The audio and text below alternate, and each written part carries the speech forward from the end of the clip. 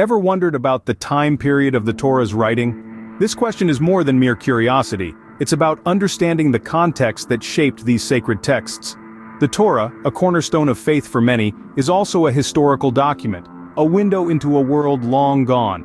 Deciphering the time period of its composition isn't just about dates, it's about the living conditions, the culture, the society that it depicts. We'll be contrasting these aspects in the Torah with those in the prophets, another significant part of the Tanakh. This comparison will highlight differences that can help us estimate the era of the Torah's composition. So, let's dive into the details to uncover the era of the Torah's composition. The Torah's depiction of fauna and flora offers some intriguing clues. Delving into the world of the Torah, we find it teeming with life. Animals such as horses, donkeys, camels, mules, sheep, and goats are frequently mentioned. Yet there's an intriguing absence. The mule, a common animal during the monarchy, is only mentioned in the story of Absalom in the prophets, not in the Torah. This omission suggests that the Torah predates the widespread use of mules, painting a picture of a time before these beasts of burden were commonplace. Moving on to the flora, the Torah presents us with a pastoral agrarian society. Crops like wheat, barley, vines, figs, pomegranates, and olives take center stage. This agricultural focus aligns neatly with the societies of the Middle and Late Bronze Age, a time when farming was the backbone of civilization. In contrast, the prophets present a different picture. The animals and plants mentioned reflect a more developed society, one that had moved beyond the pastoral agrarian model depicted in the Torah. The careful observation of these details, as minute as they may seem, allows us to draw conclusions about the time of the Torah's writing. The presence of certain animals and the absence of others, the emphasis on agriculture, all of these paint a vivid picture of life during the Middle and Late Bronze Age. In conclusion, the fauna and flora of the Torah reflect a society deeply rooted in the Middle and Late Bronze Age, a time when agriculture was key and mules had yet to become common. These details, subtle as they may be, offer us a glimpse into the past, helping us better understand the world in which the Torah was written. The Torah's fauna and flora reflect a society of the Middle and Late Bronze Age. What can the Torah's dietary laws and cooking methods tell us about its time period? Let's dive in. The dietary laws and cooking practices found in the Torah reflect a primitive society, consistent with an early period. For instance, the Torah explicitly forbids cooking meat in milk. This practice, though, was common in ancient Near Eastern cultures, hinting at the Torah's antiquity. As we move into later periods, we find that this practice gradually fades out, further strengthening our case.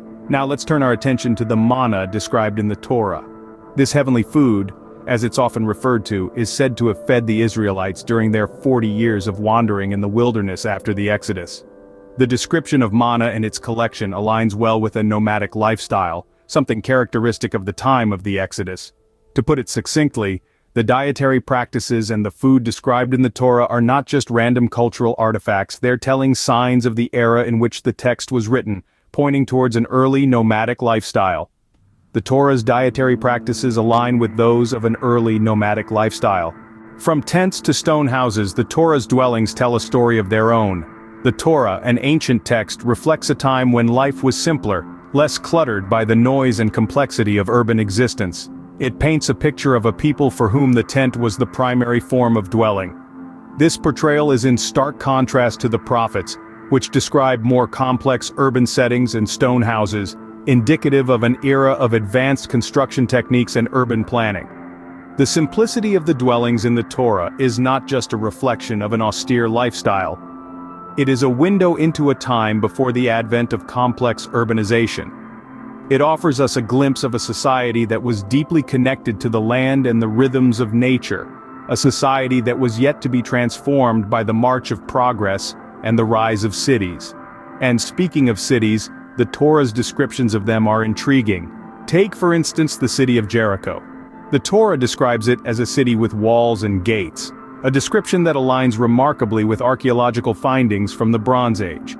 This lends further credence to the Torah's authenticity as a historical document, accurately capturing the realities of life during the Middle to Late Bronze Age. But why is this significant? Because it provides us with a means of understanding the evolution of human societies, of tracing the path we have taken from simple pastoral agrarian communities to the complex, urbanized societies we live in today. It highlights the transformative power of time and human ingenuity, the ceaseless churn of progress that has shaped the world we know. In conclusion, the simplicity of dwellings in cities in the Torah points to an era before the complex urbanization of later periods. It is a testament to a time that is past, a time that is captured in the words of the Torah, frozen forever in the amber of history. The societal and economic structures in the Torah provide valuable insights into its time period. At its core, the Torah reflects a patriarchal tribal society. The social structure was simple, with families and tribes forming the basic social units. Leaders or patriarchs were typically the eldest males in these units, and their authority was unquestioned. This basic social structure is a stark contrast to the more complex societal structures described in the prophets, where monarchy, bureaucracy, and urbanization played a significant role. The economic structure portrayed in the Torah is equally simple. The economy was primarily pastoral and agrarian, revolving around farming, herding, and some basic trades. Barter was the main form of exchange, and there was no mention of complex economic systems like banking, taxation, or wage labor, which are present in the prophets. This simplicity suggests an economy that predates the urban, commercial economies of later periods. A particular social phenomenon that underscores the societal differences between the Torah and the prophets is the portrayal of slavery. In the Torah, slavery is depicted differently, often more akin to indentured servitude rather than the chattel slavery of later periods. Slaves were often members of the household, and there were laws in place for their protection and eventual release. This is in stark contrast to the harsher conditions and treatment of slaves described in the prophets, indicating different social norms and practices. In sum, the social and economic aspects of the Torah signal a society of an earlier time. The simplicity of the social and economic structures, along with the more humane approach to slavery, suggests a society that is markedly different from the complex urban society depicted in the prophets. This difference further supports the assertion that the Torah was written in an earlier period, providing valuable insights into the lives and times of the people it describes. The rituals and cultural practices in the Torah give us a glimpse into the past. The Torah is filled with numerous rituals, such as sacrifices and festivals, that are fundamental to the cultural fabric of the time. These practices are generally more primitive and less elaborate when compared to those described in the prophets.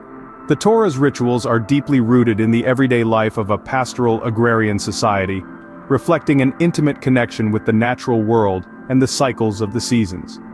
On the other hand, the prophets describe more complex rituals, often associated with temple worship and elaborate ceremonies. These practices reflect a society that had evolved and developed a more structured religious institution. Moreover, a striking feature of the Torah is the absence of practices like idol worship in temples, a common cultural practice in later periods. This absence further reinforces the notion that the Torah hails from an earlier time when such practices were not yet prevalent. The cultural practices in the Torah are indicative of its earlier origin. So, what can we conclude about the time period of the Torah's writing? We've explored various facets of life as depicted in the Torah, and contrasted them with those in the prophets. The Torah's frequent mention of animals like horses, donkeys, and camels, along with an absence of mules, suggests an earlier time period. The flora reflects a pastoral agrarian society, mirroring Middle and Late Bronze Age societies. The Torah's dietary laws and cooking methods are primitive, fitting an earlier period.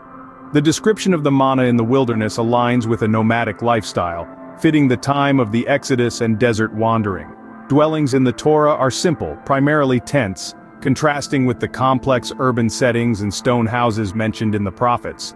The Torah reflects a patriarchal, tribal society with a simple economic structure, differing from the more complex societal and economic structures described in the prophets.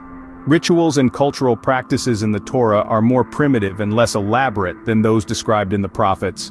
All these elements strongly indicate the Torah's composition during the Middle to Late Bronze Age.